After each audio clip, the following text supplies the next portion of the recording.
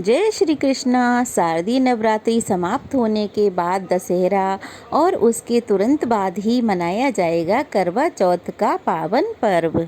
सुहाग से जुड़ा हुआ ये दिन हर सुहागन महिला के लिए बहुत ही खास होता है। इस दिन पति की लंबी उम्र और तरक्की के लिए सभी महिलाएं निर्जला व्रत रखती हैं, जिसका पारण चंद्रमा निकलने के बाद ही किया जाता है। मान्यता है कि इस व्रत की शुरुआत सरगी से होती है, जो सूर्य निकलने से लगभग 2-3 घंटे पहले खाई जाती है। चूँकि पंचांग में इस बार साल 2024 में करवा चौथ का व्रत 20 अक्टूबर रविवार को मनाया जाएगा। हर साल आश्विन मास के कृष्ण पक्ष की संकष्टी चतुर्थी को करवा चौथ का व्रत रखा जाता है और इस दिन को कर्क चतुर्थी के नाम से भी जाना जाता है। इस बार करवा चौथ के दिन ब्रह्म मुहूर्त का समय रहेगा सुबह 4:53 से 5:41 तक। अमृत काल रहेगा सुबह 3:52 से 5:21 तक। रोहिणी नक्षत्र रहेगा सुबह 8:32 से और इस दिन सिद्धि योग भी बन रहा है, जो सुबह सूर्य उदय से लेकर शाम को 5:41 तक रहेगा। राहु काल रहेगा दोपहर 4:30 बजे से शाम के 6 बजे तक। ऐसा कहा जाता है कि करवा चौथ के व्रत में सरगी सुबह कौओं के बोलने से पहले पहले ही ग्रहण कर लेनी चाहिए, तो ऐसे में आप लोग सुबह 4:30 बजे तक सरगी जरूर ग्रहण कर लें। तो चलिए अब जान लेते हैं पूजा के शुभ मुहूर्त के बारे में।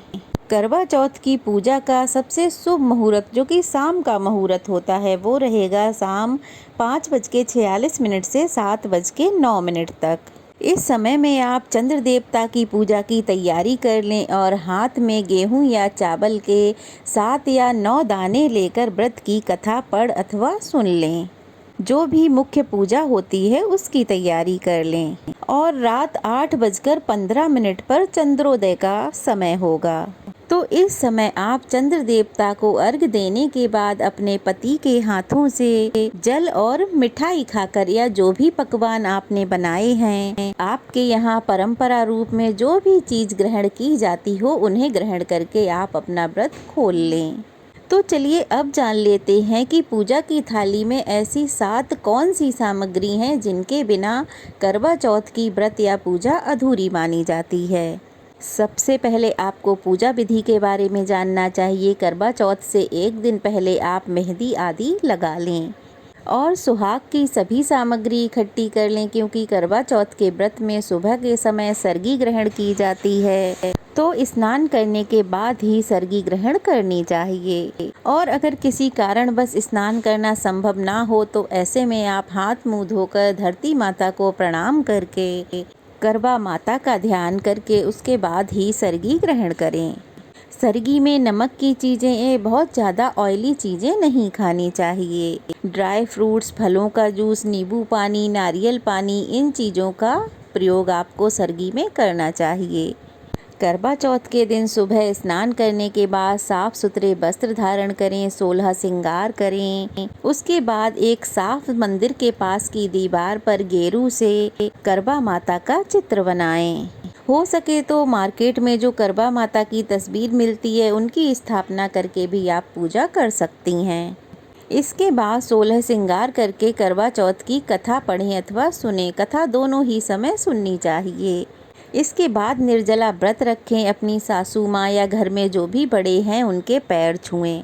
शाम की पूजा करने के लिए आपको पूजा की एक थाली तैयार करनी है, तो सबसे पहले आप चौकी पर करवा माता की मूर्ति या चित्र स्थापित कर लें। फिर एक करवे में चावल भरकर उसे दक्षिणा के रूप में रख दें। इसके अलावा आपके यहाँ जैसी परंपरा है, जैसा आपके यहाँ होता आ रहा है, उसके अनुसार आप अपना करवा भरें और जो दान दक्षिणा की सामग्री है वो रखें। उसके पश्चात चंद्रमा निकलने के बाद चंद्रमा को अर्घ दिया जाता है। उससे पहले चलनी की सतह पर एक जलता हुआ दिया रखें। चंद्रमा के दर्शन करें। इससे पहले चंद्रमा के दर्शन नहीं करने चाहिए। उसके बाद आप 7 बार चंद्रमा को और 7 बार अपने पति को चलनी से देखें। चंद्र देवता को अर्घ देने के बाद ओम सह चंद्रवशे नमः मंत्र का जाप कर दें। जाप करने के बाद अपने पति को तिलक करें। पति की आरती करें, पूजा करें, उनके पैर छुएं, उसके बाद ही उनके हाथों पानी पीकर व्रत खोलें। उसके बाद घर के सभी बड़ों का आशीर्वाद लें या सास को और या अन्य जो भी है उनको बायना दें, सभी सुहाग की सामग्री दें, उनके पैर छूकर आशीर्वाद लें। उसके बाद आप शुद्ध सात्विक भोजन ग्रहण करें।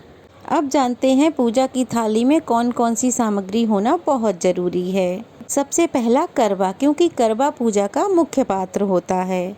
यह मिट्टी धातु का भी हो सकता है। दूसरा दीपक, तीसरा सिंदूर, चौथा मिठाइयाँ, पांचवा फूल, छठा चलनी और सातवां जल। पवित्रता के लिए एक पात्र में जल अवश्य रखें, यह ताजगी और शुद्धता का प्रतीक माना जाता है।